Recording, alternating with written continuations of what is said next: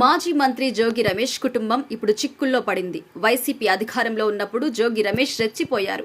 చంద్రబాబు ఇంటిపైకి దండెత్తారు. వందలాది వాహనాల్లో వెళ్లి దాడి చేసినంత ప్రయత్నం కూడా చేశారు. అప్పట్లో విపక్ష నేతగా ఉన్న చంద్రబాబు ఫిర్యాదు చేసినా వైసీపీ ప్రభుత్వం పట్టించుకోలేదు. ఇప్పుడు కూటమి ప్రభుత్వం అధికారంలోకి రావడంతో జోగి రమేష్ టార్గెట్ అయ్యారు.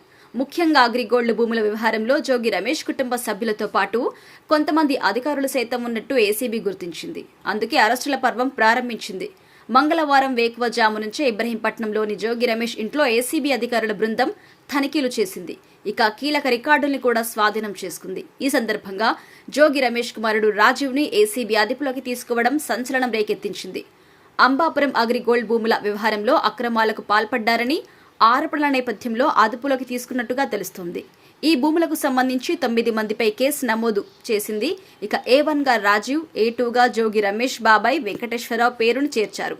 వీరిపై ఐపీసీ 420, 409, 467, 471, 120B సెక్షన్ల కింద కేసులు కూడా నమోదయ్యాయి. వేకువజాము నుండే సోదాలు జరుగుతుండగా మధ్యాహ్నం రాజీవ్ని అదుపులోకి తీసుకుని గొల్లపూడిలోని ఏసీబీ కార్యాలయానికి తరలించారు. ఇక మొత్తం 9 మందిపై ఏసీబీ అధికారులు కేసు నమోదు చేశారు. జోగి రమేష్, జోగి వెంకటేశ్వరరావు, అడుసుమిల్లి మోహనరంగాదాస్, వెంకట సీతా మహాలక్ష్మి, సర్వేయర్ దేదీప్య, మండల సర్వేయర్ రమేష్, డిప్యూటీ తహసీల్దార్ విజయ్ కుమార్, విజయవాడ రూరల్ తహసీల్దార్ జాహ్నవి, విజయవాడ రిజిస్ట్రార్ నాగేశ్వరరావులను నిందితులుగా చేర్చారు. అగ్రిగోల్డ్ భూములను నిషేధిత జాబితా నుంచి మార్చి జోగి రమేష్ కుటుంబ సభ్యుల పేరిట మార్చారు అని ఆరోపణలు ఎదుర్కొంటున్న అధికారులపై ఏసీబీ కేసులు నమోదు చేయడం విశేషం.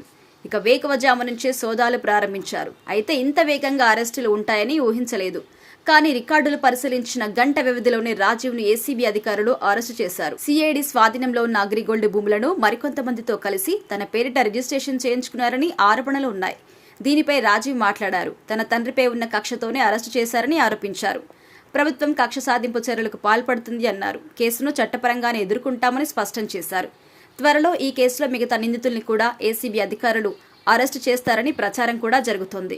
ఇక కుమారుడు రాజీవ్ అరెస్టుపై జోగి రమేష్ స్పందించారు. అగ్రిగోల్డ్ వ్యవహారంలో తనతో పాటు కుటుంబం ఎటువంటి తప్పిదాలకు పాల్పడలేదు అన్నారు. తాము తప్పును నిరూపిస్తే విజయవాడ నడి రోడ్డులో ఉరేసుకుంటామని స్పష్టం చేశారు. బీసీ వర్గాలకు చెందిన తమను వేధించడం దారుణమన్నారు. చిన్న పిల్లాడు అని కూడా చూడకుండా అరెస్టు చేసిన విషయాన్ని ప్రస్తావించారు. పైన దేవుడు ఉన్నాడని, అన్నీ చూస్తున్నాడని చెప్పుకొచ్చారు. చంద్రబాబు తన వంకర బుద్ధిని మార్చుకోవాలని హితవు పలికారు.